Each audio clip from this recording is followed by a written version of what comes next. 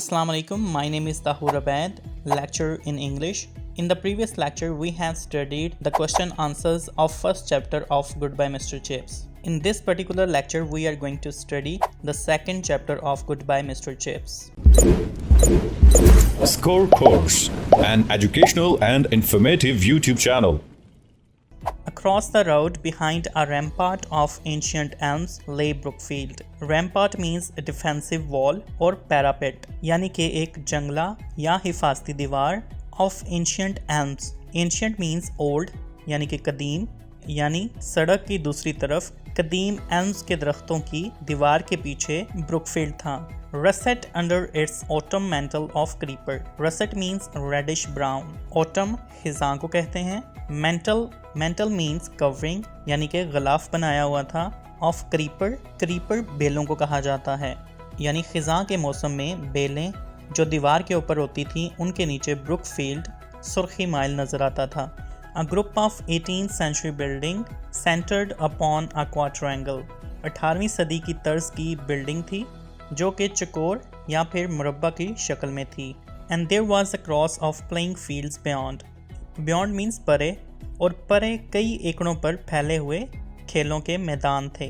Playing fields means खेलों के मैदान. Then came the small dependent village. और इसके बाद एक डिपेंडेंट विलेज आता था. डिपेंडेंट मीन्स रिलायंट, यानी जो खुद मुख्तार ना हो, जो दूसरे पे इन्हिसार करता हो, उसे रिलायंट कहा जाता है. और इसके बाद एक छोटा सा रिलायंट या डिपेंडेंट विलेज आता था. And the open fan country means country side, यानी देही इलाका, देहात का इलाका.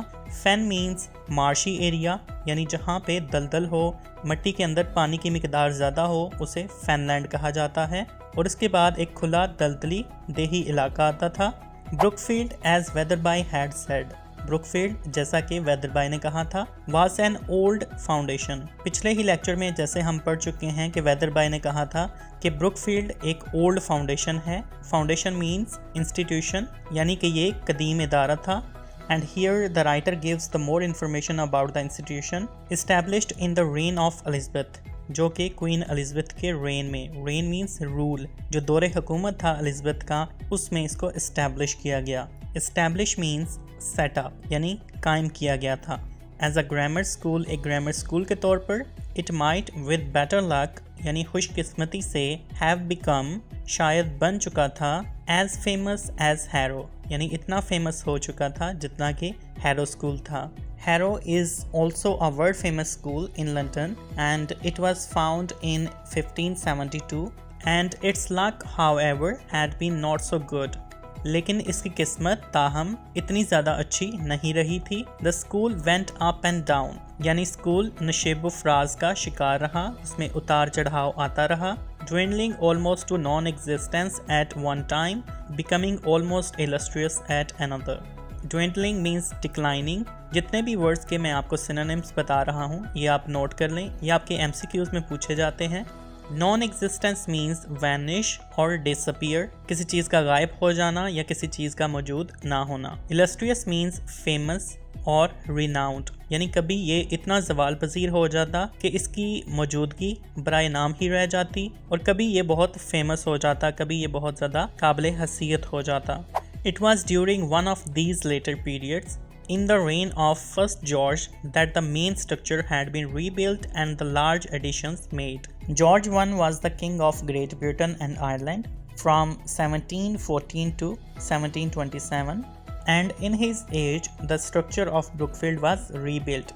यानी कि बाद में आने वाले जो दौर थे, उन दौरों में जो जॉर्ज वन का दौर था उसमें इसको रीबिल्ड किया गया, इसकी बिल्डिंग के स्ट्रक्चर को दोबारा से बनाया गया. Letter after the Napoleonic Wars and until mid-Victorian days the school declined again both in numbers and repute.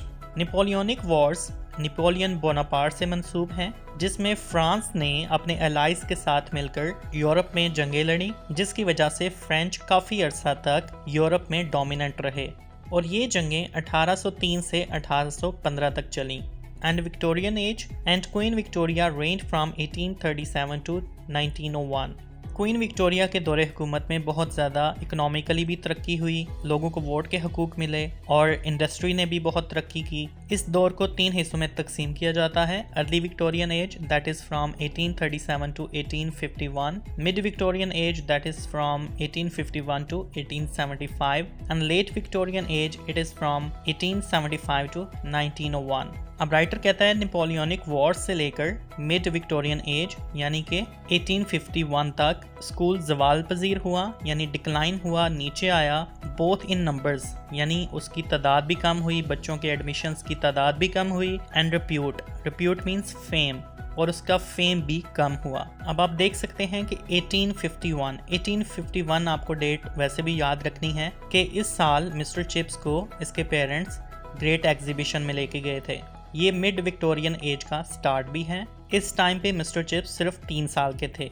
Weatherby who came in 1840, mister Weatherby ने 1840 में ज्वाइन किया और इन्होंने 1870 तक यहाँ पे सर्व किया था ब्रुकफील्ड में। जैसे ही 1870 में मिस्टर चिप्स ने ज्वाइन किया तो वेदरबाई की डेथ हो गई थी। रीस्टोर्ड इट्स फॉर्च्यून्स समवट, कि इसकी किस्मत को किसी हद तक उन्होंने बहाल किया, रीस्टोर किया। रीस्टोर मीन्स रिवाइव, यानी कि बहाल करना। But its subsequent history never raised it to front rank status. Subsequent means successive or following, यानी बाद में आने वाली जो इसकी हिस्ट्री थी वो कभी भी इसे सफ़े अव्वल यानी फ्रंट रैंक स्कूल का स्टेटस या मुकाम ना दे सकी।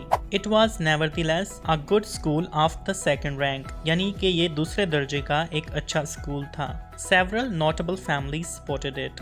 Notable means distinguished or prominent, यानी कि नुमाया फैमिलीज, नोबल फैमिलीज ने इसको सपोर्ट किया, इस स्कूल की माली मदद की। It supplied fair samples of the history-making men of the age. Age means period. Fair samples का मतलब है काफ़ी अच्छी मिसालें, यानी इस स्कूल ने उस ज़माने के, उस एज के तारीख साज इंसानों के काफ़ी नमूने फराहम किए। जजेस, जिनमें जज शामिल हैं, मेंबर्स ऑफ पार्लियामेंट, पार्लियामेंट के अरकान, कॉलोनियल एडमिनिस्ट्रेटर्स। कॉलोनियलिज्म क्या है कि जब एक मुल्क या एक कौम अपनी सरहद से बाहर निकल के दूसरी ज़मीनों पे जाके कब्ज़ा करते हैं, दूसरे मुल्कों पे जाके कब्ज़ा करते हैं और उनसे बेनिफिट हासिल करते हैं, जैसे कि और वहाँ पे वो कॉलोनीज़ बनाते हैं।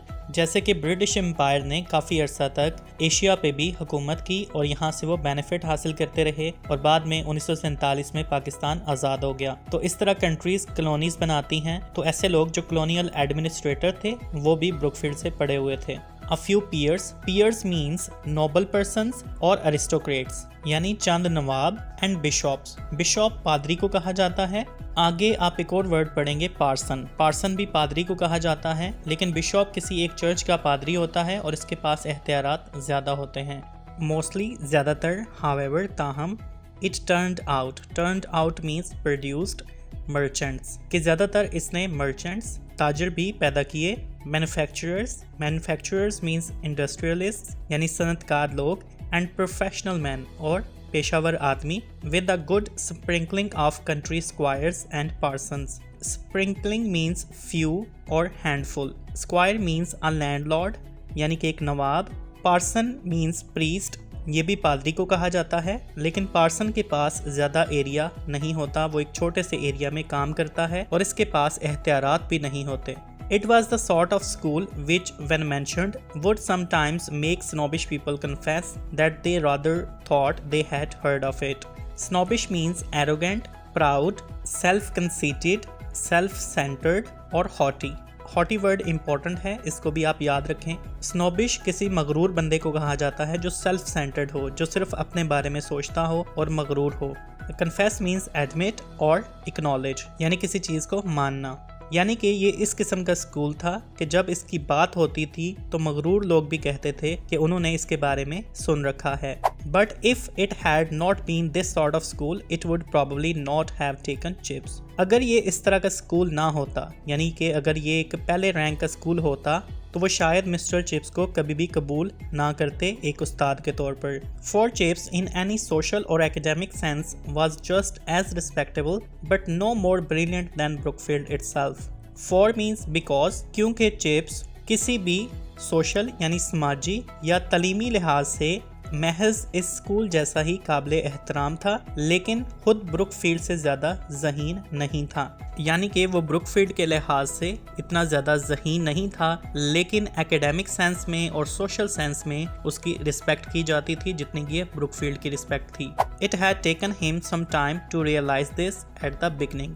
شروع میں اس بات کا احساس کرنے میں اسے کچھ وقت لگ گیا۔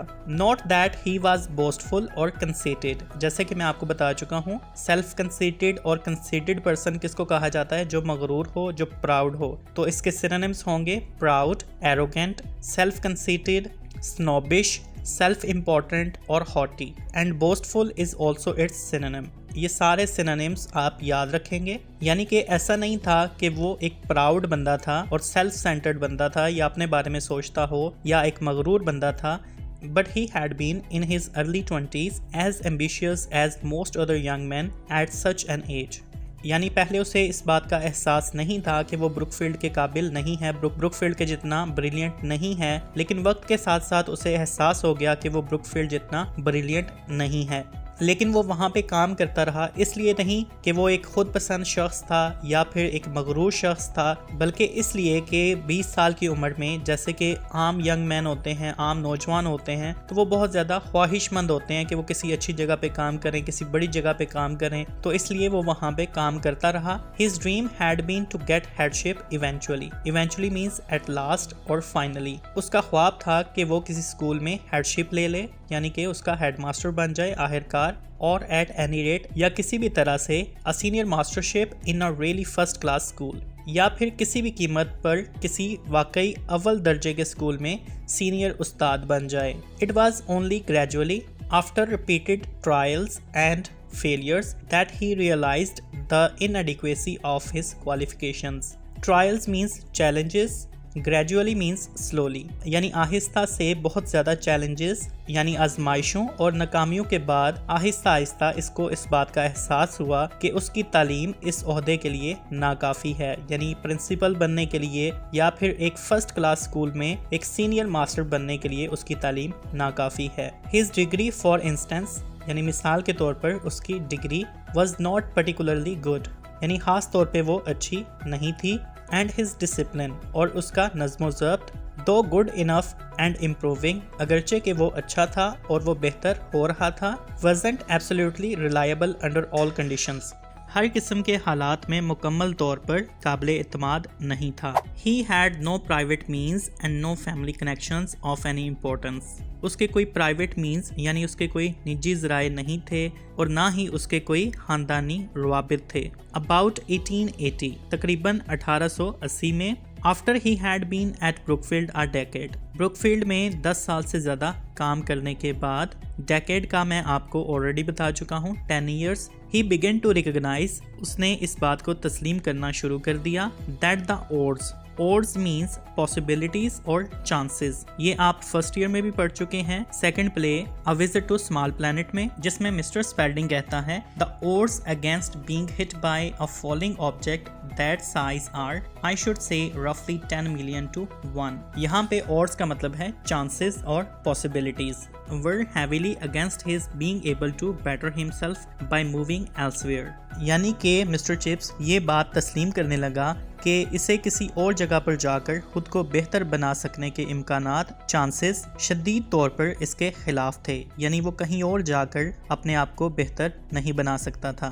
Bit about that time also, لیکن اسی وقت پر دا پاسبلٹی آف اسٹیئنگ، رکنے کا امکان، ویئر ہی واز، جہاں پر وہ تھا یعنی کہ بروکفیلڈ، began to fulfill a comfortable niche in his mind، niche means suitable place، یعنی یہ آئیڈیا رکنے کا اس کے دماغ کے کسی حصے میں ایک پر اطمینان جگہ بنانے لگ گیا، یعنی کہ اس کا دماغ مطمئن ہو گیا کہ وہ یہاں پر رک سکتا ہے۔ At 40، جب وہ 40 سال کا تھا، he was rooted, settled and quite happy۔ rooted means وہ جڑ پکڑ چکا تھا، settled it means adjusted، وہ adjust ہو گیا تھا، وہ settle ہو گیا تھا، and quite happy اور کافی خوش تھا۔ At 50 he was the doyen of the staff۔ doyen means a senior member، یعنی 50 سال کی عمر میں وہ ایک سینئر ممبر بن گیا سٹاف کا۔ At 60 سال کی عمر میں under a new and youthful head، جب وہ 60 سال کا ہوا تو ایک نوجوان ہیڈ کی سرپرستی میں ہی واز بروکفیلڈ، وہ خود بروکفیلڈ تھا، یعنی وہ خود ایک انسٹیٹیوشن بن چکا تھا، اس کے ساتھ منسوب ہو چکا تھا۔ یہاں پہ یوتھفل ہیڈ رالسٹن ہے جس نے 60 سال کی عمر میں اسے ریزائن کرنے کا کہا کہ تمہارے طور طریقے بھی پرانے ہو چکے ہیں اور تمہاری عمر بھی زیادہ ہو چکی ہے، جس پہ کافی زیادہ جھگڑا ہوا تھا۔ اب آپ اگر فرسٹ ٹائم اس ناول کو پڑھ رہے ہوں تو آپ کو یہاں پہ پتہ نہیں چلے گا کیونکہ رالسٹن کا آلریڈی ذکر نہیں ہو چکا، اس کا ذکر ہم 10ویں چیپٹر میں جا کے کریں گے، لیکن رائٹر نے ہمیں پہلے سے ہی ایک آئیڈیا دے دیا ہے کہ آگے جا کے ایک یوتھفل ہیڈ آئے گا۔ اس کو فور شیڈوئنگ کہتے ہیں، یعنی کہ جو مین آئیڈیا آگے آنے والا ہوتا ہے اس کے بارے میں تھوڑا سا ہنٹ پہلے دے دیا جاتا ہے۔ تو 60 سال کی عمر میں the guest of honour at Brookfieldian dinners, Brookfield کے پرانے طلباء کی دعوتیں جو ہوتی تھیں ان میں اس کو گیسٹ آف آنر بلایا جاتا تھا، یعنی کہ ایک اعزازی مہمان کے طور پر بلایا جاتا تھا۔ The court of appeal in the matters affecting Brookfield history and traditions, اور بروکفیلڈ کی تاریخ اور روایات پر اثر انداز ہونے والے تمام معاملات میں اسے عدالت عالیہ مانا جاتا تھا، یعنی ایسی کوئی بھی چیز جس سے تاریخ یا روایات پر کوئی اثر پڑتا ہو اس میں مسٹر چپس سے بھی مشورہ لیا جاتا تھا۔ اینڈ ان 1913 اور 1913 میں when he turned 65، جب وہ 65 سال کا ہوا، he retired، اس نے اپنی ریٹائرمنٹ لے لی، یعنی 60 سال کی عمر میں اس نے ریٹائرمنٹ نہیں لی بلکہ 65 سال کی عمر میں جا کے ریٹائرمنٹ لی اپنی مرضی سے۔ And he was presented with a check and a writing desk and a clock، اور اس کو کیا کیا پریزنٹ کیا گیا، کیا کیا دیا گیا، اسے ایک چیک، ایک میز اور ایک گھڑی پیش کی گئی۔ And went across the road to live at Mrs. Wickett's، اور مسز وکٹ کے گھر میں رہنے کے لیے سڑک کے دوسرے جانب مسز وکٹ کے گھر چلا گیا۔ A decent career decently closed. 3 cheers for old chips, they all shouted at the uproarious end of term dinner. Career means tenure، یعنی کہ ایک پروفیشنل ٹائم جس میں کوئی بندہ ایک کام کرتا ہے۔ uproarious means noisy، یہ میں آپ کو already بتا چکا ہوں۔ اس کا ایک اور سینونیم بھی آپ یاد رکھ لیں، tumultuous، it also means noisy، یعنی کہ ایک عمدہ پیشہ عمدگی سے اختتام پذیر ہو گیا۔ 3 cheers، 3 cheers کیا ہوتے ہیں کہ اس میں ایک بچہ آواز لگاتا ہے ہپ ہپ اور باقی سارے کہتے ہیں ہرے، تو 3 دفعہ ایسے کہا گیا چپس کے لیے۔ they all shouted، ان سب نے بلند آواز میں کہا۔ اس تعلیمی مدت کے پرشور اختتامی کھانے پر انہوں نے ایسا کیا۔ 3 cheers indeed، یقیناً انہوں نے 3 دفعہ چیئرز کیا۔ but there was more to come، لیکن ابھی کچھ مزید آنا تھا۔ an unguessed epilogue، an encore play to the tragic audience۔ unguessed means unexpected or unseen، یعنی کہ غیر متوقع۔ epilogue means concluding speech and encore means to repeat the performance، Urdu میں اسے کہا جاتا ہے مکرر، یعنی کہ جب آپ ایک دفعہ شعر سنتے ہیں تو آپ کہتے ہیں مکرر، یعنی دوبارہ اس کو ریپیٹ کریں۔ ٹریجک کا مطلب ہے افسردہ، سیڈ، یعنی کہ وہ آڈینس، وہ سامعین جو کہ پہلے سے سیڈ ہوتے تھے، افسردہ ہوتے تھے، ان کے سامنے مسٹر چپس سے تقریر کو دہرانے کی فرمائش کی جاتی تھی۔ Thank you so much for watching this lecture. In the next lecture we are going to study the question answers of this chapter. Take care. Allah Nigeban.